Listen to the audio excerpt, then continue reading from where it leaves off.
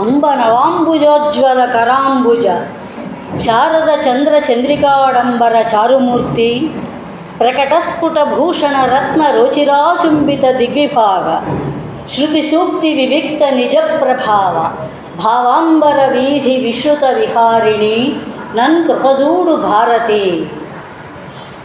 లలిత స్కందము కృష్ణమూలము శుకాలాపాభిరామంబు మంజులతా శోభితమున్ సువర్ణ సుమనస్సుజ్ఞేయమున్ సుందరోజ్వల వృత్తంబు మహాఫలంబు విమల వ్యాసాల వాలంబునై వ్యలయన్ భాగవతాక్ష కల్పతరు ఉర్విన్ సద్విజశ్రేయమై.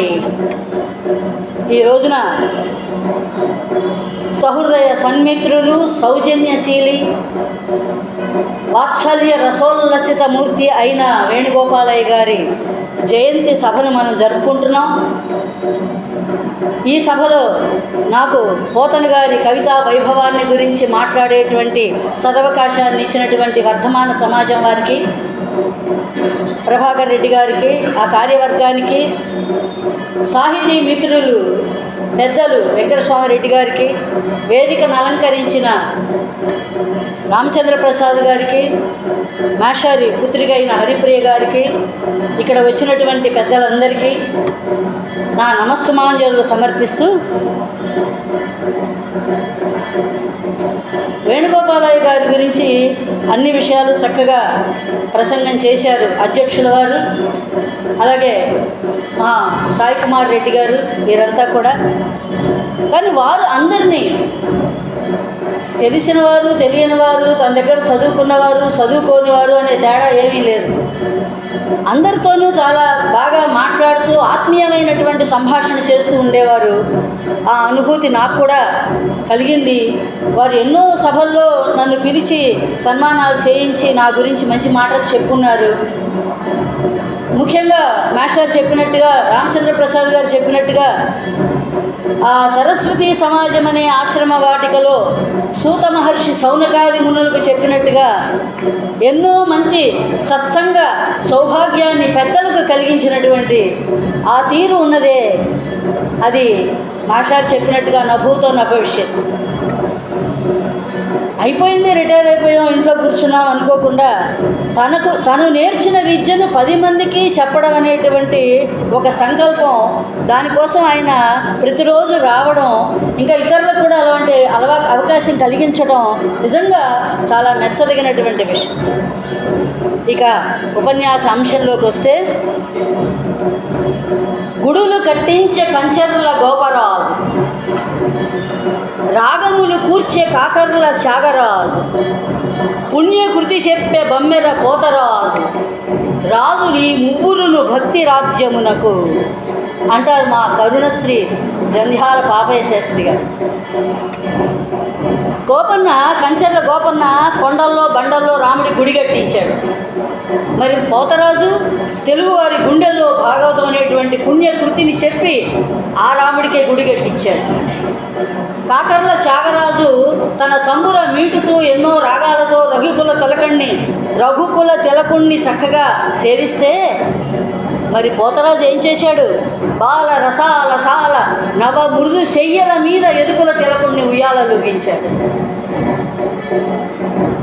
రాజు కాని రాజు, రాజ్యం లేని రాజు, అలాగే రాజభోగాలను తిరస్కరించినటువంటి రాజు, అహంకారాలకు ఆడంబరాలకు త్రోసి రాజు మన బమ్మెర పోతరాజు. అటువంటి పోతన కవితా వైభవాన్ని ఇవాళ నా నేర్చిన భంగి మీ ముందు ఉంచడానికి ప్రయత్నం చేస్తాను.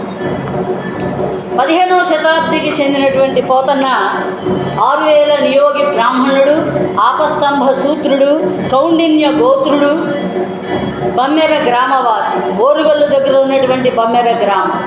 దీని మీద చాలామంది చాలా వివాదాలు ఉన్నప్పటికీ కూడా చివరిగా నిర్ణయించింది ఏంటంటే, ఓరుగల్లు దగ్గర ఉన్నటువంటి బమ్మెర గ్రామం పోతన గారు.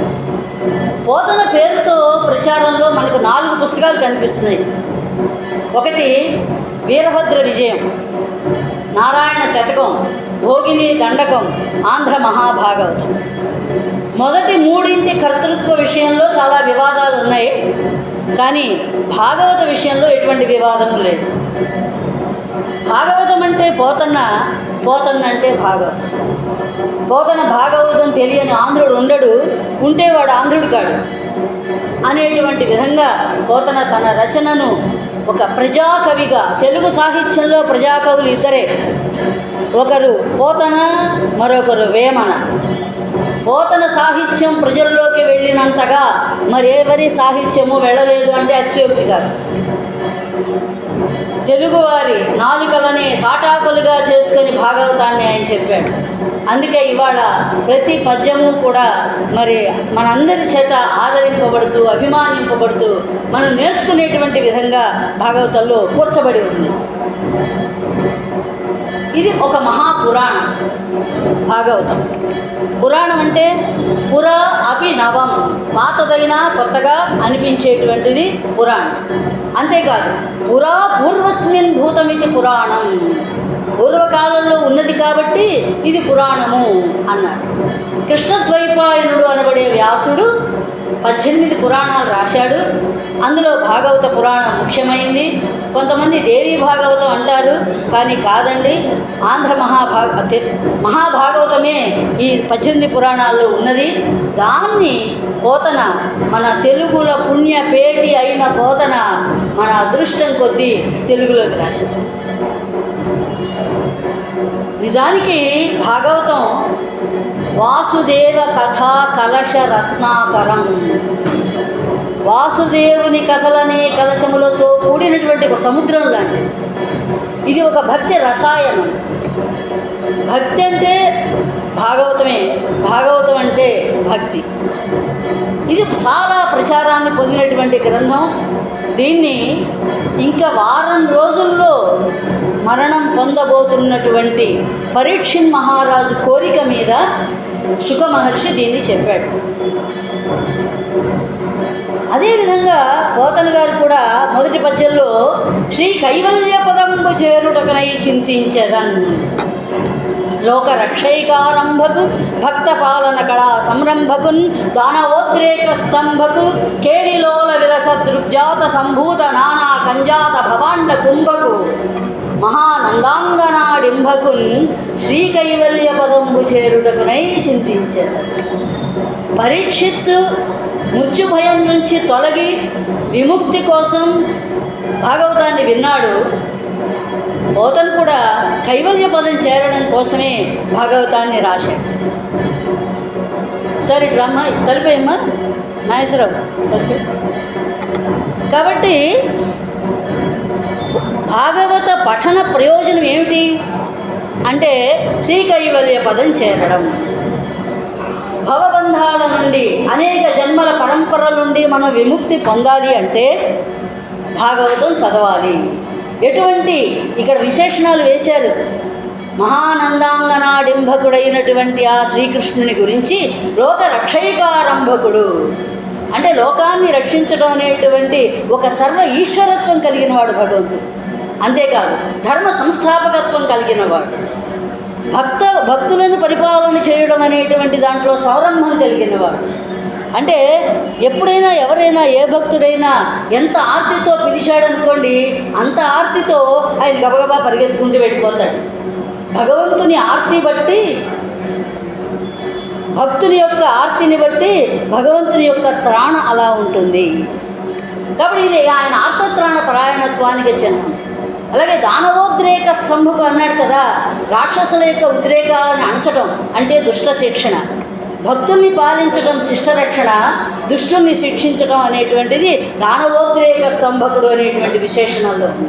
అంతేనా, నానా బ్రహ్మాండ భాండాలు సృజిస్తాడు అంటే అది ఆయన విశ్వకర్తృత్వం, సృష్టి స్థితి లయకారకుడైనటువంటి ఆ పరమేశ్వరుణ్ణి ఇక్కడ భావన చేస్తూ ఈ పద్యంలో ఈ విశేషణం వేశాడు. చివరి మాట మహానందాంగనాడింభకున్ చింతించుచును. మహానందుడైనటువంటి వాని యొక్క అంగన యశోదాదేవి యొక్క డింభకుడు, పుత్రుడు, పిల్లవాడు అయిన శ్రీకృష్ణుని నేను స్మరిస్తున్నాను, చింతిస్తున్నాను. ఇక్కడ ఇంకొక అర్థం కూడా ఉంది. భగవంతునికి ఆనందమయత్వము అనే గుణం ఉంది.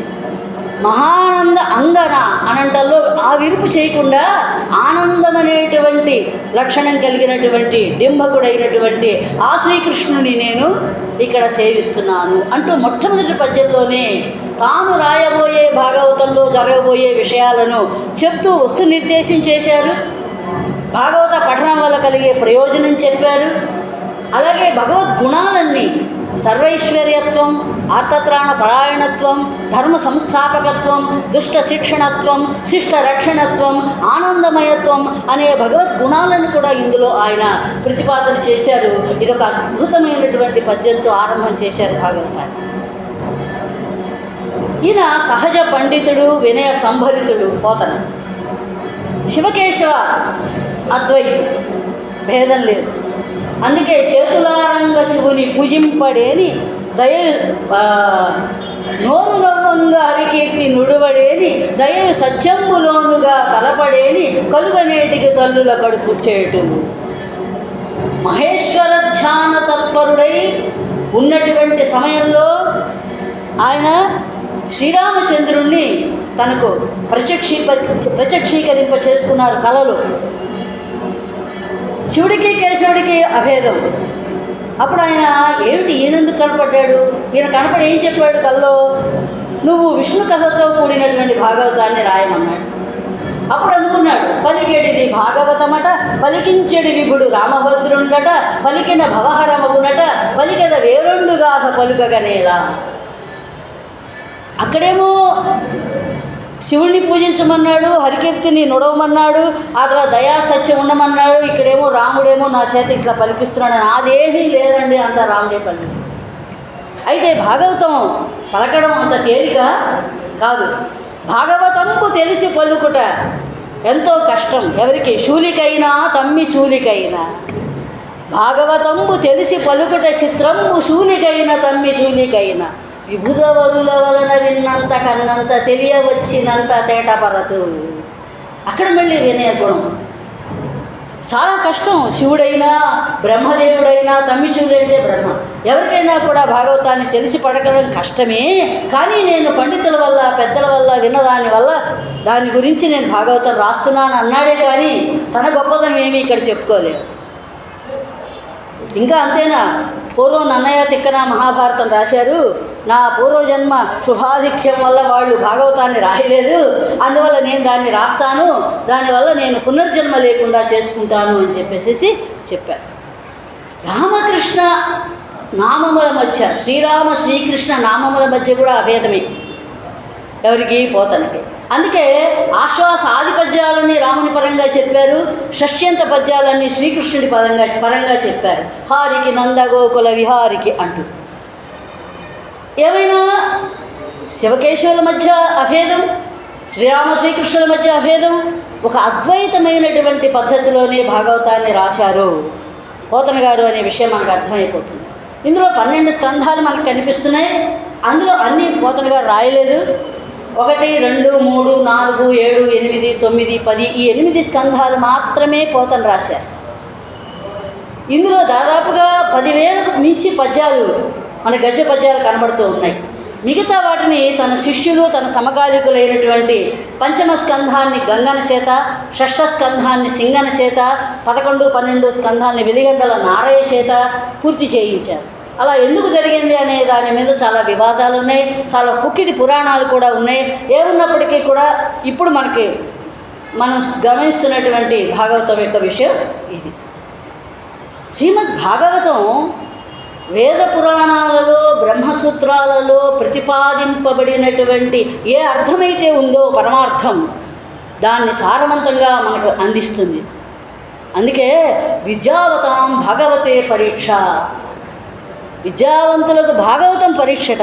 అందరికీ అంత తొందరగా భాగవతం అంతుపట్టేది కాదు. అందులో ఉన్న అర్థం అంటే సంస్కృత భాగవతంలో మనం చూస్తే బ్రహ్మసూత్రాలలో ఏదైతే చెప్పబడిందో ఆ విషయం అంతా కూడా మనకు ఆయా శ్లోకాల్లో కనపడతాయి. వాటినే ఉన్నది ఉన్నట్టుగా పోతన గారు అనువాదం చేశారు. ఉన్నది ఉన్నట్టుగానే కాదు, సంస్కృత భాగవతానికి శ్రీధరీయం అనే వ్యాఖ్యానం ఉంటే ఆ వ్యాఖ్యానంలో విశేషాలను కూడా కలిపి తనదైన భక్తి పారమ్యాన్ని జోడించి సంస్కృత భాగవతాన్ని ఆంధ్రీకరించారు. నిజానికి మహాభారతం సంస్కృతం నుంచి తెలుగులోకి వచ్చేటప్పటికి సంక్షిప్తపడిపోయింది 4వ భాగంగా. కానీ భాగవతం పెంచబడింది. ఎందుకని? సంస్కృత భాగవత శ్లోకాలు, శ్రీధరీయ వ్యాఖ్యానం, తనదైనటువంటి భక్తి ప్రపత్తులు, వీటన్నిటితో కలిసి పోతన గారు భాగవతాన్ని పెంచి పెద్దదిగా రాశారు. పురాణం అనేటువంటిది పంచలక్షణాత్మకం. అంటే సృష్టి, ప్రతి సృష్టి, వంశము, మన్వంతరము, వంశానుచరితము అని 5 లక్షణాలు ఉంటాయి. కానీ భాగవతానికి మాత్రం ప్రత్యేకంగా ఈ 5 లక్షణాలు అన్ని పురాణాలకు ఉంటాయండి. అంటే సృష్టి చేయడం, అంటే బ్రహ్మదేవుడి సృష్టి, ఆయన నుంచి వచ్చినటువంటి ప్రజాపతుల సృష్టి, రాజవంశాలు, వంశానుచరితాలు, 14 మనువుల యొక్క కథలు, ఇవన్నీ ఉంటాయి ప్రతి పురాణంలో. కానీ భాగవత పురాణంలో మనం గమనిస్తే మరి కొన్ని 10 విషయాలు మనం ఇక్కడ గమనించవచ్చు. ఏమిటది అంటే సర్గ, విసర్గ, స్థానము, పోషణము, ఊతి, మన్వంతరము, ఈశాను కథ, నిరోధము, ముక్తి, ఆశ్రయము. ఈ 10 విషయాలు కూడా మనం భాగవత పురాణాల్లో గమనించవచ్చు. ఇందులో చివరిది ఆశ్రయం. ఈ ఆశ్రయం అనేటువంటిది దశమ స్కంధంలో మనకు బాగా వివరింపబడ్డది. మనం ఎవరిని ఆశ్రయించాలో, ఎవరిని మనం దగ్గరికి వెళ్ళాలో అది నిరూపణ చేసేటువంటిది దశమ స్కంధం. భాగవత పరమార్థం కేవలం పాండిత్యంతో కానీ అర్థతాత్పర్యాలతో కానీ తెలియదు. కేవలం భక్తితో మాత్రమే భాగవత పరమార్థం అర్థమవుతుంది. భక్త్యా భాగవతం జ్ఞేయం న వ్యుత్పత్త్యా న టీకయా అని మనకు పెద్దవాళ్ళు చెప్తారు. ఈ విధంగా అద్వైత మత సిద్ధాంతాన్ని, ముఖ్యంగా కర్మ, భక్తి, జ్ఞాన, యోగ మార్గాలన్నింటి యొక్క సమన్వయం మనకు భాగవతంలో కనిపిస్తుంది. అయితే వీటన్నిటిలో ఏది ముఖ్యం అంటే భక్తే ముఖ్యము. సంసార తరణోపాయానికి మార్గం భక్తి మాత్రమే అని విష్ణు భక్తి ప్రతిపాదక తత్వాన్ని భాగవతం విశిష్టంగా నిరూపించింది. అందులో ముఖ్యంగా శ్రీకృష్ణావతార కథనమే భాగవతం యొక్క పరమ లక్ష్యం. ఇక్కడ విచిత్రమైన విషయం ఏమిటంటే లలిత స్కందము కృష్ణమూలము అనే పద్యంలో మనం చెప్పుకున్నాం కదా, భాగవతాన్ని ఒక కల్పవృక్షంతో అభేదంగా చెప్పారు. ఆ కల్పవృక్షానికి మూలమైన వాడు ఎవరు? శ్రీకృష్ణుడు.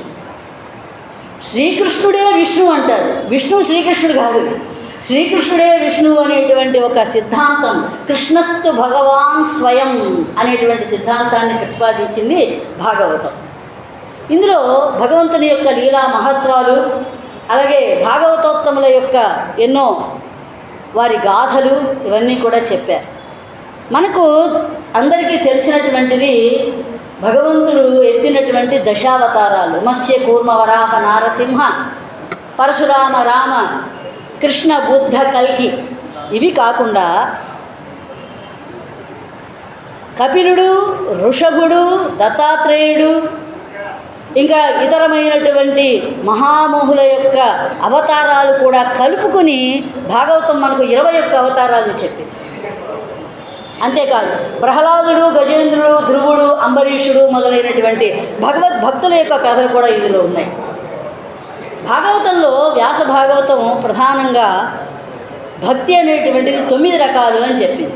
ఏమిటవి అంటే శ్రవణం, కీర్తనం, విష్ణో స్మరణం, పాదసేవనం, అర్చనం, వందనం, దాస్యం, సఖ్యం, ఆత్మనివేదనం. ఇవి 9 రకాల భక్తులు. వీటినే పోతన గారు చాలా వివరంగా చెప్పారు పద్యంలో. తనుహృద్భాషల సఖ్యమున్, శ్రవణమున్, దాసత్వమున్, వందనార్చనముల్, సేవయు, ఆత్మలో ఎరుకయున్, సంకీర్తనల్, చింతనంబను ఈ 9 భక్తి మార్గముల సర్వాత్మున్ హరిన్ నమ్మి, సజ్జనుడై ఉండుట భద్రమంచు తలతున్, సత్యంబు దైత్యోత్తమ. ప్రహ్లాదుడు అంటాడు ఈ మాట. ఇక్కడ మూలంలో చెప్పిన 9ని ఈయన వివరణ చేసి చెప్పారు. ఎలా అంటే వ్యాసుడు కీర్తనం అన్నాడు, పోతన సంకీర్తనం అన్నాడు. వ్యాసుడు పాదసేవనం అన్నాడు, పోతన సేవ అన్నాడు. వ్యాసుడు ఆత్మ నివేదనం అంటే ఈయన ఆత్మలో ఎరుక అన్నాడు. వ్యాసుడు స్మరణం అంటే పోతన చింతనం అన్నాడు. ఇక్కడ చూడండి భేదం బాగా గమనించి. కేవలం స్మరణం అంటే అనుకోవడం, కానీ చింతనం అంటే ఏ పని చేస్తున్నా దాన్నే భావన చేయటం. చింతన ఉంటే చింత ఉండదు. ఆ చింతన ఎట్లా?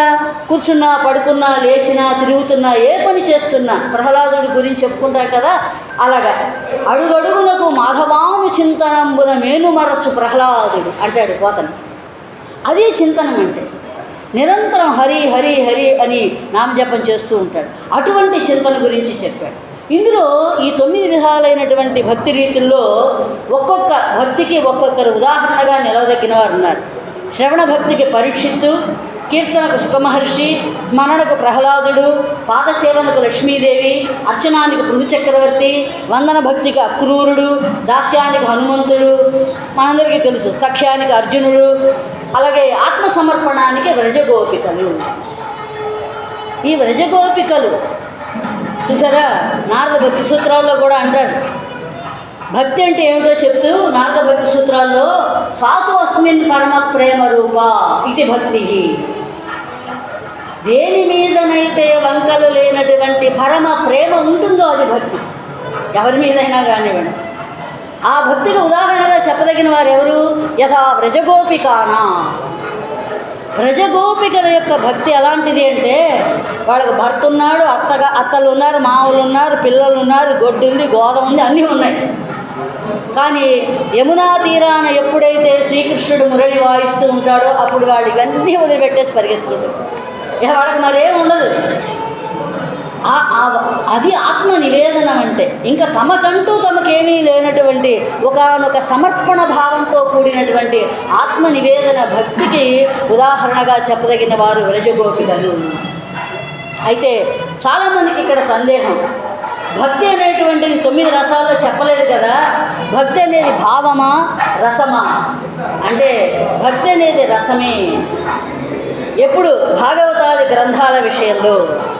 మిగతా అప్పుడు భక్తి రసం కాకపోవచ్చు. ఈ విషయాన్ని మనకు రూపగోస్వామి చెప్పాడు, మధుసూదన సరస్వతి చెప్పాడు, ఎంతోమంది పెద్దలు నిరూపణ చేశారు. ఇక్కడ పోతన గారు ఏం చెప్తున్నారు అంటే,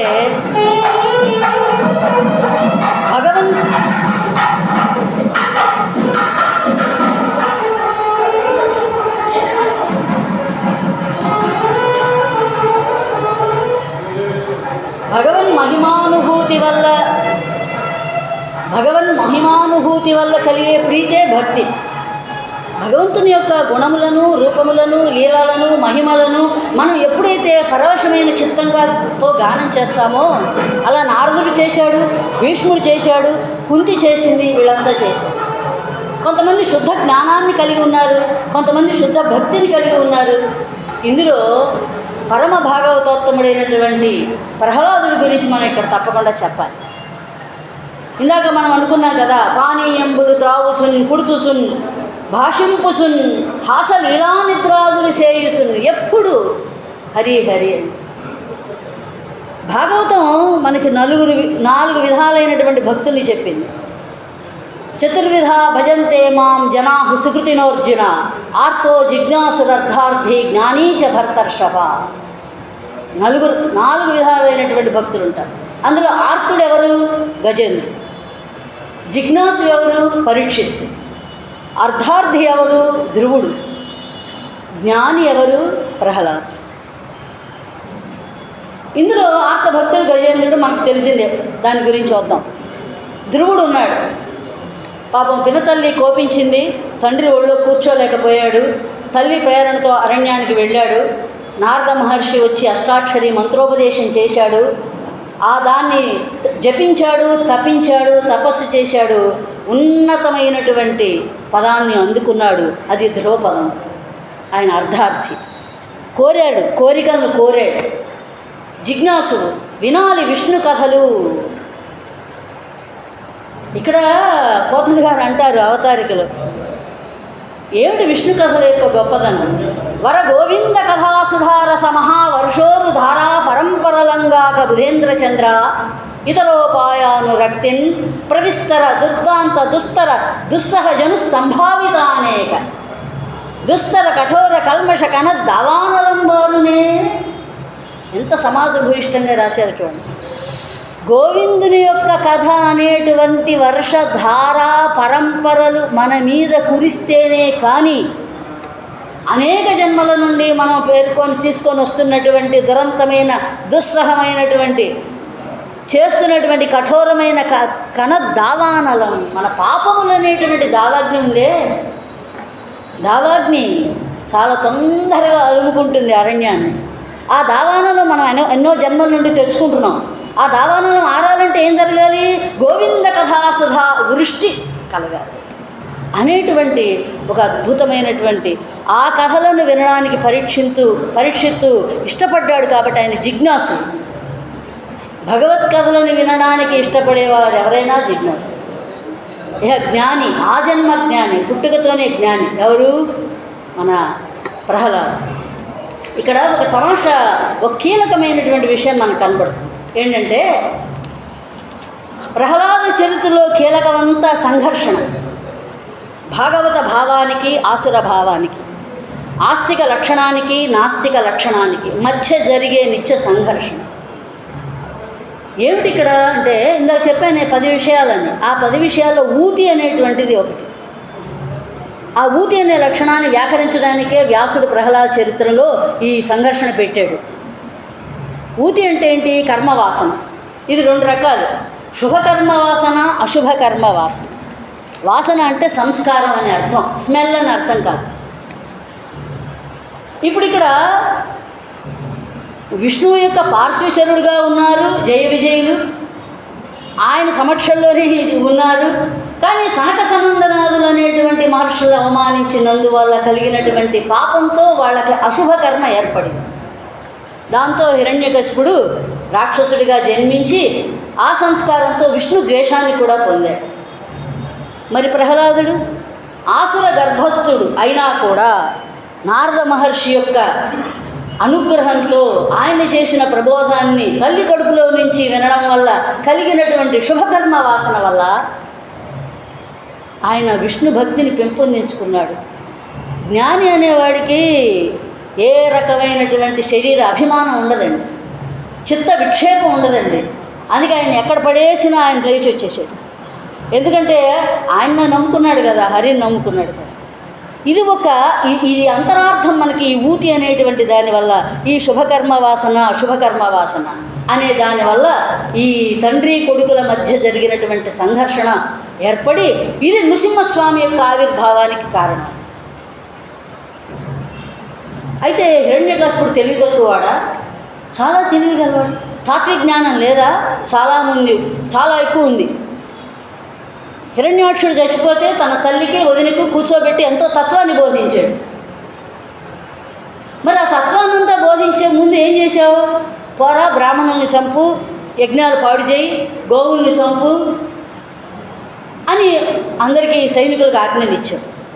అంటే నీ తత్వజ్ఞానం నీకు తోడ్పడదా?